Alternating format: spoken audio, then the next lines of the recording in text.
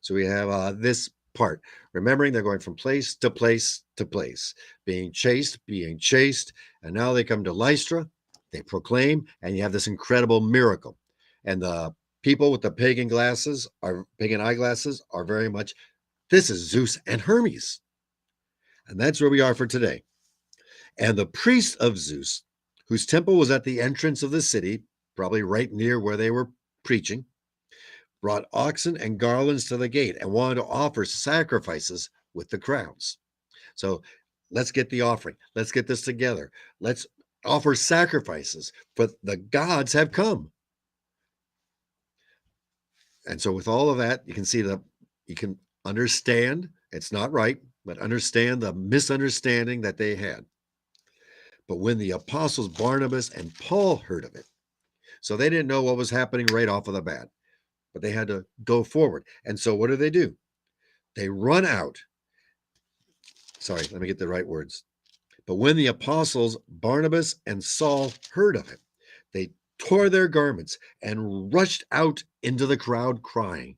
So, no, they tore their garments, sign of mourning, sign of no, ran out, cried to the crowd, no, this is no, let me tell you what's going on. And that's what they do. Verse 15. And you can almost see almost like a panic because they see the don't worship us.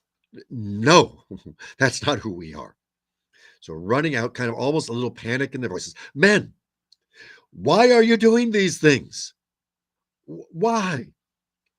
We also are men of like nature with you. We're not gods. We're men just like you, but we got one thing you don't have. And that is, and we bring you good news that you should turn from these vain things to a living God. We aren't gods. We're just like you. We've got one thing that you don't have. This is the good news. The living God, not Zeus, not Hermes, not things that are statues and inanimate, the living God. We have knowledge of the living God who was dead, who is raised from the dead, who is our creator. And it continues on, to a living God who made the heaven and the earth and the sea and all that is in them. This living God we're telling you about, he is the creator. He is the one of all things, and he is living.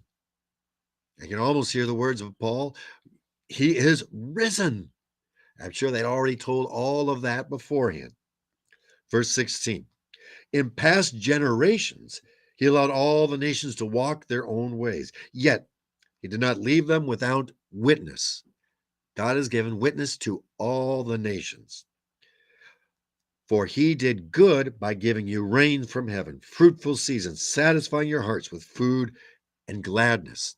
This living God we're telling you about has given a witness, your creator, who loves you and is there for you. Christ is risen. And yet, with having said all of this, we come to our last verse. Even with these words, the tearing, the shouting, we're just men. No, stop. No, don't. Even with these words, they scarcely restrain the people from offering a sacrifice to them, scarcely stop them from going forward and offering to them these offerings and sacrifices. Now, you notice they didn't go out and say, you stupid people, or anything. They didn't try to take advantage of anybody. They just went forward and said, and this is the way it is for every one of us, pastors, parishioners, leaders, officials, every Christian, every last one of us. We're just people. And when we share the good news, we're not better than anybody. We're just men like everybody else. But we have the good news. And that one thing that I have, the peace that passes all understanding, let me give it to you as well. In Christ's holy name we pray.